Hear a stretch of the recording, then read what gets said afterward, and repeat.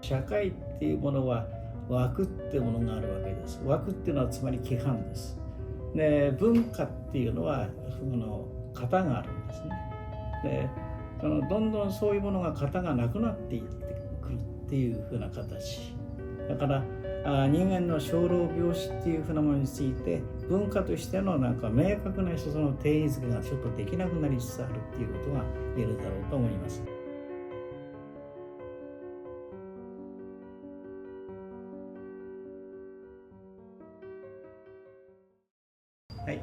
はい、皆さんこんにちは。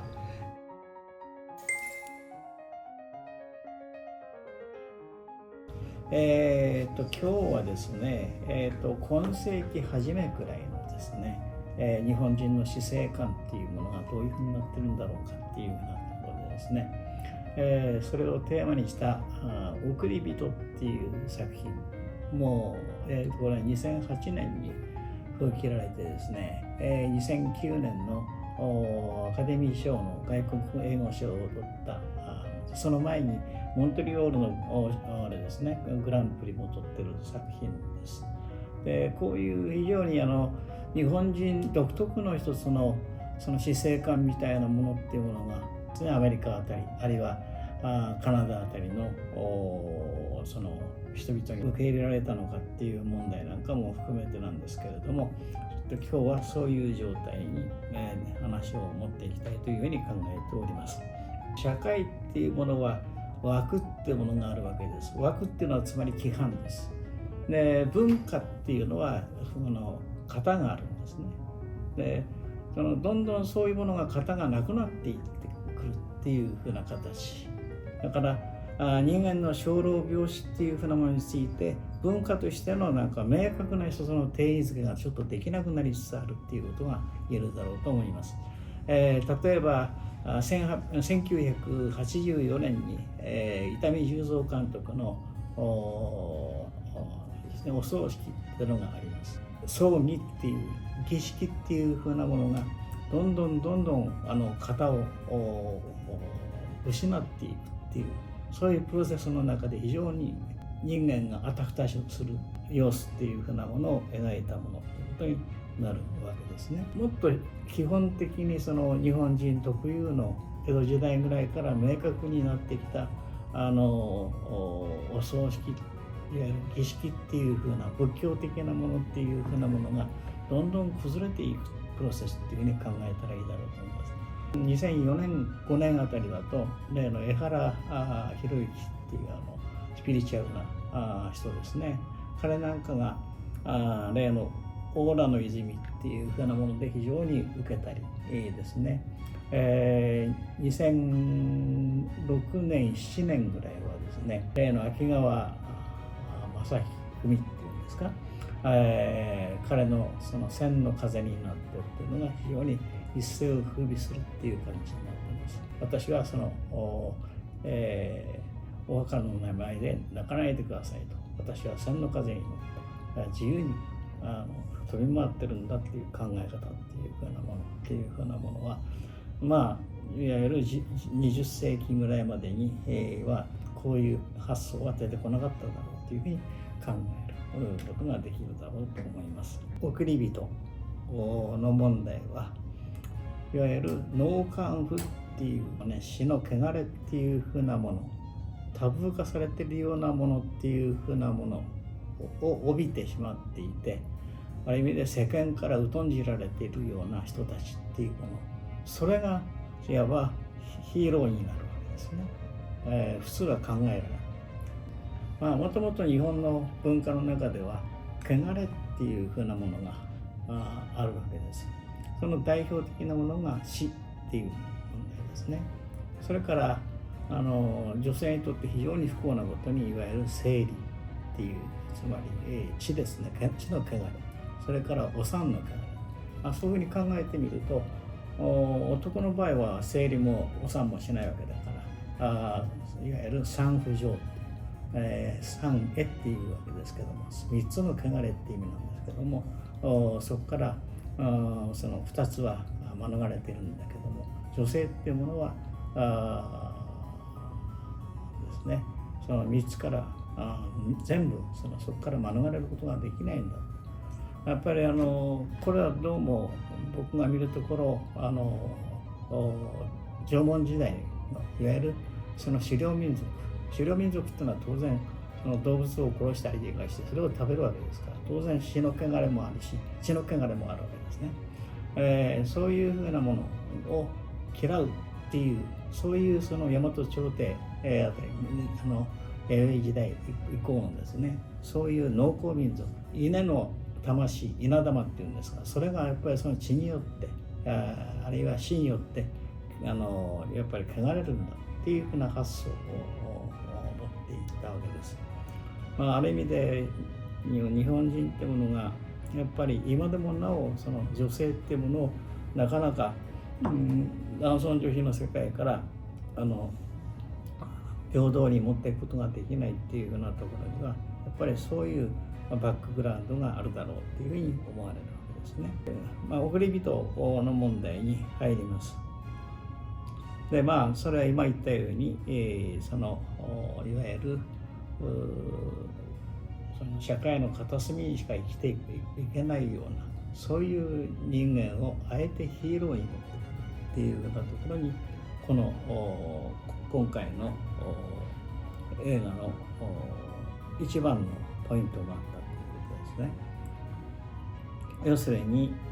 この映画ではですね、普通は死っていうふうなものを死を扱うもの、常に死人に触れるようなもの、人々がそこに、主役として出てくるということになります。それでですね、この作品に入っていくわけですけども、その前にやっぱりこの半世紀ぐらいの間に日本がどういうふうに変化していったのかっていうような問題を多少ちょっとだけ触れたいというふうに考えます。ご存知のように1945年に敗戦で、戦争が終わるわけですね。それがもう、5、6年、経つといわゆる朝鮮動乱で、結局朝鮮特需っていう世界の中で1953年ぐらいからですね、高度成長経済に入っていくわけです。それで戦後の復興っていうのがもうどんどん始まっていくっていう感じになりますね。それで60年ちょっと過ぎぐらいになると今度はベトナム戦争、そういう意味の世界の中でも日本は平和の中で安全保障の中でただ乗りみたいな状況の中で復興を早めていく。64年にはご存知のように東京オリンピックであって、それで1968年という、そうすると戦後23年でもってですね、GDP ですね、世界の第2位の躍り出る。ご存知のように70年には大阪万博っていう世界です。そのところに大きな打撃であったはずのいわゆる73年のオイルショックですね、それもクリアできていくわけですね。で1980年、一つの日本に関するすごい本が出るわけです。それがジャパンアズナンバーワン、ハーバード大学のエズラ・ボーゲルっていうそういう教授のあるんですね。それからバブルが始まっていくわけです。でもそのバブルっていうのは10年ぐらいで、もう91年には崩壊するっていうことなんですね。僕がちょっとアメリカにいたのは1996年ぐらいにたまたまちょっと出張でボストンを訪れた時にちょうどエズラ・ボーゲルさんのリタイアメントのあれですね、講義がありましてですね、そのタイトルがなぜもう日本はナンバーワンでないのかっていうふうに、それぐらいやっぱりその時代の流れっていうのはものすごく早いわけです。ただすごくこの45年から、実際には50年ぐらいからですね、90年にかけてのこの日本の時代っていうたった30年しか続かなかったわけですけどもですね、その世界の中でその豊かさを享受する中で文化の形ってものが失われていったということです。その第一番目が家族っていうやり方になります。家族っていうのはですね、例えば、ちょうど大阪万博のところにですね、焦点を合わせて北海道からですね、これ山田洋次監督のまさに家族っていう作品なんですけれども、その中で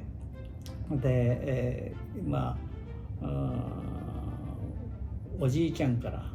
孫まで3代でもって北海道から万博を見に行くで、この大混乱の中でもみくちゃにされて、まず第一におじいちゃんが病気で亡くなってしまう。で子供もやっぱり亡くなってしまう。方法の体で、北海道に戻っていくっていう、そういうふうな一種の悲劇的な作品なんですが、最後にはでもやっぱり家族なんだからしっかりこれを守っていこうではないかっていう終わり方をするわけですけども、たった12年後のですね、森田義満っていう映画監督が作った作品っていうのは家族ゲームっていうんです。もう家族はないんです。家族ごっこしかない。家族のようなものがある。それだけの形になっているということです。文明は進んだかもしれないけど、文化はそういう意味において非常に型を失っていった。文化の型を失うってことはどういうことかっていうと、その死ぬ方法が分かんなくなっていくっていうことになる。それと同時に結構いろんな問題点が起こっている。例えばオウム真理教95年ですね、それから池田小学校の無差別の殺人事件だとか、それから2008年かな、秋葉原の無差別殺人事件だとかっていうふうなもの、おおよそ文化の型にはまらない、要するに殺すなら誰でもよかったっていうふうな事態が起こってくるということになっていくわけです。それなりにやっぱりその犯罪にしても何にしても一つの型っていうものがあったはずなんですけども、その型に、はまらないような事態がたくさん起こってくるということになっていったということになります。